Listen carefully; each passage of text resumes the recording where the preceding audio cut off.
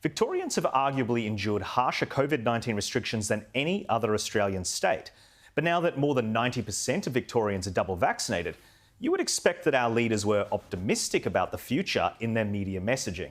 Instead, we've witnessed the Andrews government rush to give themselves heightened pandemic powers, which has sparked heated debate among human rights groups and everyday people.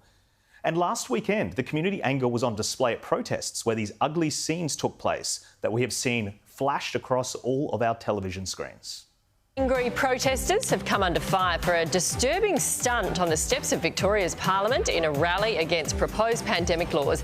In a grim display, gallows with an effigy of Premier Dan Andrews were used. So how did Prime Minister Scott Morrison respond? Well, of course, those threats and intimidation has no place in Australia. We're a civil, peaceful society. Where we have disagreements, we don't handle them with violence, and there can be no tolerance for that, and there should be no tolerance for that. No matter how frustrated people might be, that is never the answer. Of course, there are many people who are feeling frustrated. I mean, over the last couple of years, governments have been telling Australians what to do. Now there's been a need for that as we've gone through the pandemic. But the time is now to start rolling all of that back. Well, his comments clearly condemned the violent threats, but the Prime Minister also noted that the issue was not black and white, and not all who attended were there to make threats. There is legitimate debate to be had about the role governments played in our lives during this pandemic, and from Morrison's point of view, we are all at a point now where we can start winding back those extraordinary powers, not double down and get more powers with less accountability at a time when our population is immensely protected by vaccines. But at the ABC, the nuance of his words was lost by many journalists who lazily ran with comments twisting the Prime Minister's words into somehow endorsing what the ABC described as dangerous voters. State premiers and federal Labor MPs say Scott Morrison is dog-whistling to disaffected and potentially dangerous voters in his comments about the ongoing protests in Melbourne. The PM condemned the violent behaviour but said he understood the frustration that drove people to take to the streets, adding that it was time for Australians to take their lives back after months of restrictions. Well, I know that the ABC likes to think of conservative voters as lacking intelligence, but others characterising them as potentially dangerous is a new low. And what did the ABC's political editor, Andrew Probyn, think about this story?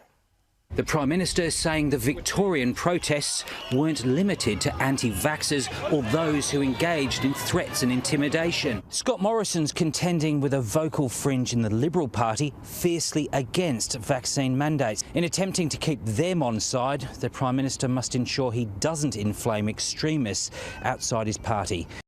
Scott Morrison said clearly that the people making violent threats have no place in Australia. It was a direct quote. Morrison only ever defended the people not making threats. They are the people who were simply frustrated at spending the majority of the pandemic in lockdown. They are also the people who are worried about the lack of transparency about the Andrews government's decisions. They are a very broad church, and for Probyn to casually say that the Prime Minister must ensure he doesn't inflame extremists outside his own party, it's a disgrace and demonstrates his lack of understanding of how normal people feel. There were around 100,000 people at those rallies, and they were not all extremists. Thankfully, other outlets did successfully relay the concerns of protesters. Well, if there was ever any doubt about the anger over Victoria's Premier giving himself greater emergency powers, just look at the pictures from Melbourne yesterday. No one's sure what the exact crowd number was, but it's been put in the tens of thousands. Credit to Seven for simply reporting on what the people on the ground were feeling, but zero credit to ABC presenter Patricia Karvelis, who made these claims on the very next day on Insiders. To the point you made about what we're seeing on the streets of Melbourne, we are seeing extremism. We are seeing something that I don't think, if you look at the high vaccination rates in the state, actually reflects how most people feel, and I think it needs to be denounced very strongly. And the Prime Minister can't do but. He can't do but right now. But is dangerous. Karvelis has very clearly inserted her opinion into the debate, rather than sticking to the facts, by labelling protesters as extremists and the Prime Minister as dangerous for daring to suggest the issue is complicated. The ABC promotes Karvelis' show as a place where she, quote, breaks political news, which means the viewers may never be clear what is her opinion and what is a straight news story, even when she appears on Insiders. And here is the ABC's Scott Stevens with Waleed Ali falling for the same intellectual trap. I just also point out Waleed gestured towards it earlier in the show, but it does strike me that Scott Morrison is trying to do something similar here, as John Howard did with respect to One Nation in the mid-1990s. The most concerning to me was when he said it's time for governments to step back and for Australians to take their lives back. Yeah. That sounds to me, that's a campaign slogan.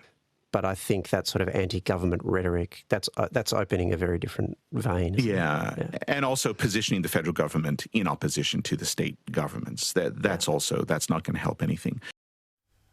Just because a viewpoint is different to yours, it doesn't mean that view is unhelpful. Some conversations are difficult to have, but that doesn't mean we shouldn't have them.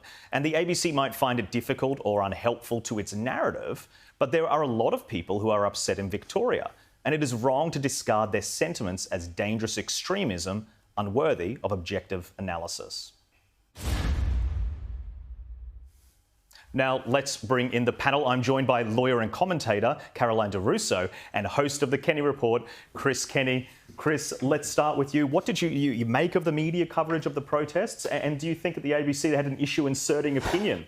Look, it's extraordinary, Jack. I've written about this for The Australian over the weekend, actually. There's a couple of factors at play. One here is that the left are great haters.